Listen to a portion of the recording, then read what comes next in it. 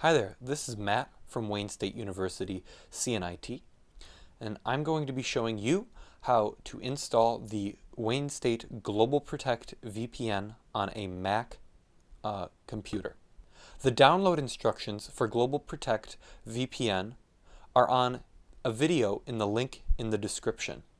Even though that video is for a Windows install, the download instructions should be exactly the same for a Mac. Once you've downloaded your macOS GlobalProtect package, that package will usually go automatically to downloads, which you'll be able to see here in the downloads folder in Finder, or it will show up down here in your dock.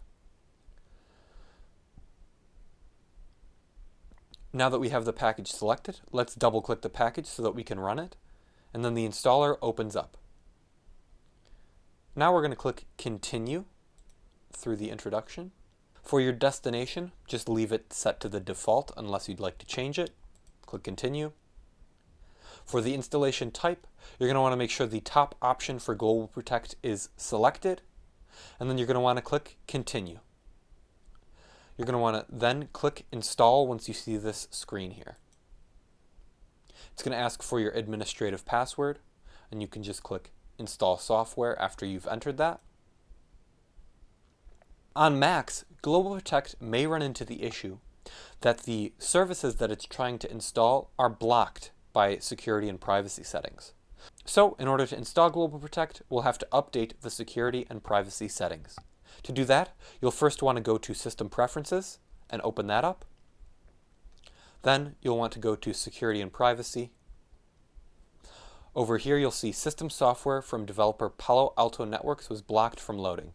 You'll want to click the lock icon in the bottom left-hand corner here and unlock your account using your administrative password. Then once you see the lock is unlocked, you'll want to click Allow, and then you can go ahead and lock to prevent further changes again. Once that's allowed, the installation will show that it was successful. From there, you can close out this installer, and you can move the package to your trash.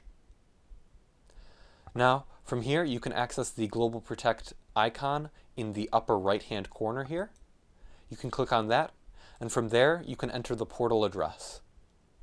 From here, you can switch back over to the Windows video. The setup instructions are exactly identical.